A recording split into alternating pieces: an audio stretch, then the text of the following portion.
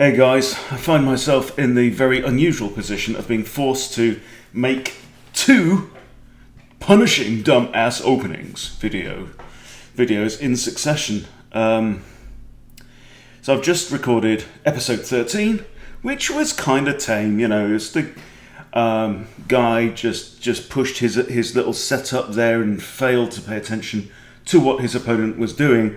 This one, oh my. This is positively suicidal. Again, we've got a player in the 11 to 1200 range. On this occasion, I've got the white pieces, and we have the Vienna game. Obviously, I'm having huge success with the Vienna at the moment.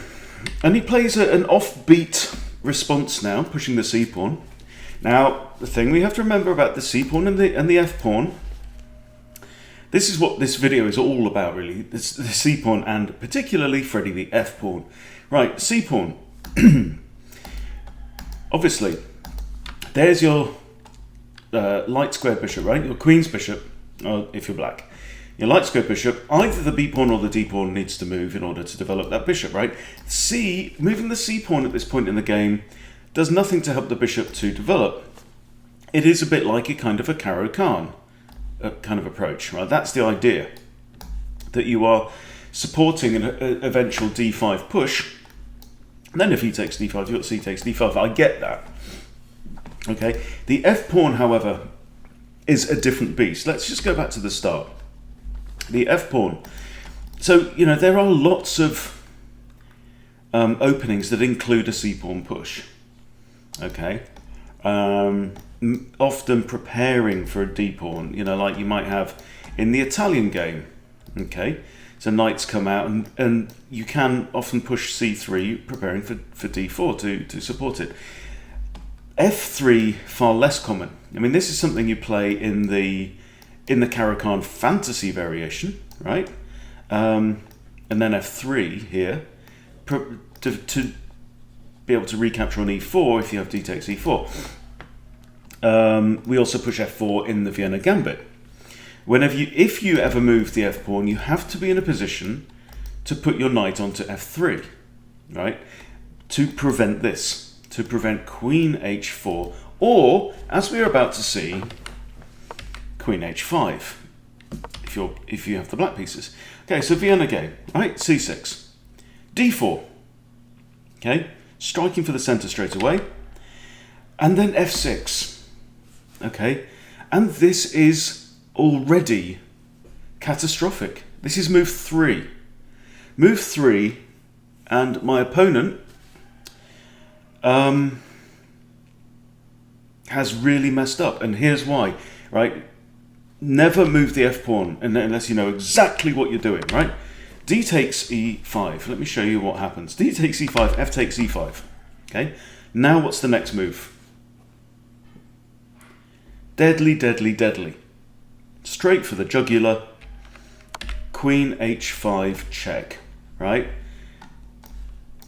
Checking the king and also attacking the pawn, right? This is why you leave Freddie at home. Freddie stays where he is. He's got a very important job, okay? Okay, so now, what can black do? There's only two things. He can either push G6, in which case, queen takes pawn, then with a fork, on the king and the rook falls, or king has to move, and so I grab the pawn anyway, and the king has to move again, right? That is literally, I think, the only legal move, yeah? Okay, now bring out my bishop, and the king's in check again, and all he can do is block with a pawn, right?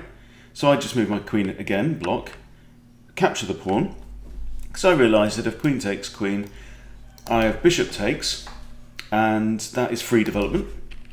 So he takes my queen, thinking, you know, I'm down 2 pawns, I might as well just simplify. Don't, right? Especially when you are allowing your opponent to get free development. Look, I've developed 1, 2, 3 minor pieces. Black has developed 1 king. Not good. This is not going to end well. Okay? Pawn takes pawn. Bishop takes pawn with check. Yeah, let's simplify. Right, bishop comes out. I could simply trade off, but bishop takes b7 should win the rook. So he attacks a knight in retaliation. He loses his rook, doesn't take the knight. He's bringing his knight out now for a discovery. If he moves this one, then the rook is attacking my bishop, right? So I just complete development. I'll continue with development, okay?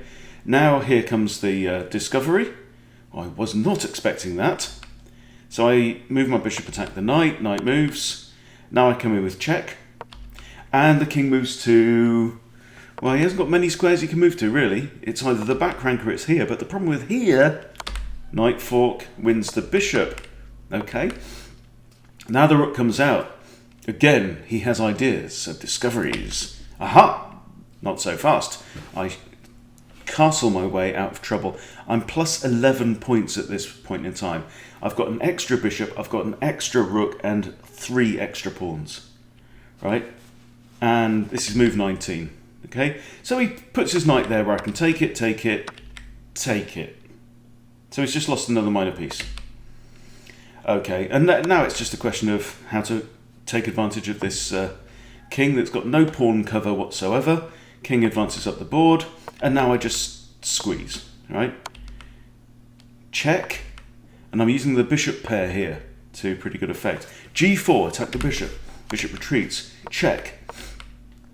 Now drop my bishop back to here, because I figure he can't go there or there, and he can't go there, right? Very important to, if you're in the browser, use the colouring in of the squares, right? Just right click on your mouse, and then if you hold down your,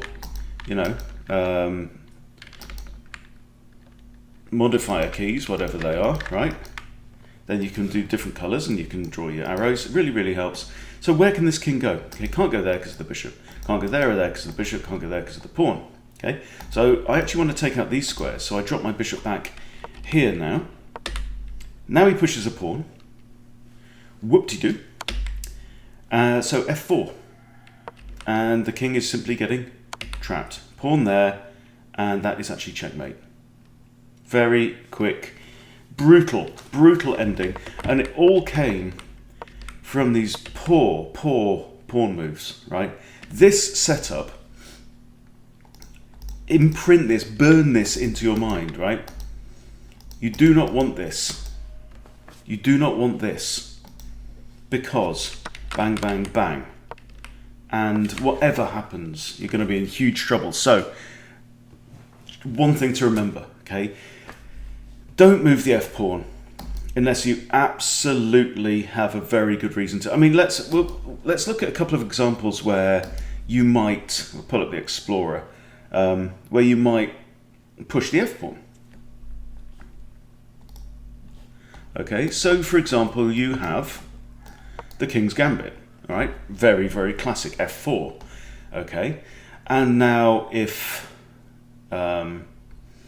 say for example, knight out here, you have to play this knight move straight away because the e-pawn is moved on black side, right? And this is on, right? So you have to play knight f3 in the King's Gambit. We've already mentioned the Vienna Gambit, which I play at every possible opportunity, okay? Knight comes out, f4. Pawn takes, e5, the knight has nowhere to go. The Caro-Kann, if you're white, the Caro-Kann Fantasy. This is what I have been playing quite a lot, right? There, announcing the Caro-Kann. Come to here, and now f3, okay? The idea is that if takes, takes, okay? But look, the e-pawn hasn't moved, and this is important. If the e-pawn had moved at this point, you could be facing this already. And then again, it's the same problem. I can only move the g-pawn or move the king, right? And let's say the e-pawn is now moved, right? You have to play knight f3 to prevent that, okay? Very, very simple, okay? C-pawn, obviously, there's lots and lots of different variations in that as well that you can find. But I think that's enough for this video. Completely catastrophic game, completely. And by move 3, he'd basically stepped on a landmine. And I think he also made those moves far too quickly as well. So you have to just keep this really simple. You have to think, if I do that, what is my opponent likely to do? What are the 3 most likely moves? Right? And let's go back to the game.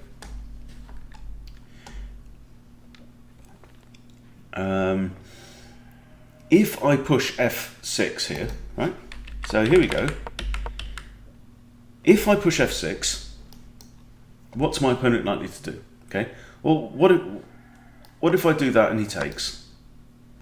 What am I going to do? Right? Taking back is very, very bad idea actually here, because you're actually much better allowing your opponent to capture the pawn, and then you can recapture with your knight. Okay, the knight is out there covering this square. Okay, but to initiate the capture here is just terrible. And how long did he take over these moves? So this was a 10-minute game. He moved e5 immediately, 0.1 seconds. He took 9 seconds for c6 and 4 seconds for the awful f6 move. 4 seconds in a 10-minute game, right? That's just not enough time. This is a pattern that I see so often, and you can see it when you look at the little black and white guides that record how long was spent on each move. You see weaker players blitzing out their first moves and then getting into such a pickle that by the middle of the game they're spending 1.5 minutes trying to think, oh Christ, how am I going to get out of this, right? You've got to stop doing that, right? It doesn't matter what level you are, you should be, and unless you absolutely know what the right move is, because you are at the point where you are starting to learn theory in openings, okay, that's absolutely fine. I mean, I will play the first 4 or 5 moves very often quite quickly, but I'm trying to slow everything down, right?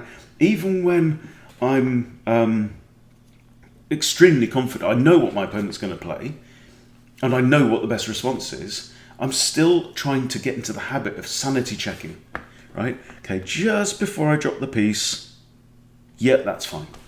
Okay, those 2 seconds, those extra 2 seconds make a massive difference, guys, to your game. So there you go. Had to share that with you. It's just such a good lesson. And my opponent here, unfortunately, has had a very painful lesson today. But I hope it's been useful for you. Thank you for watching. See you later.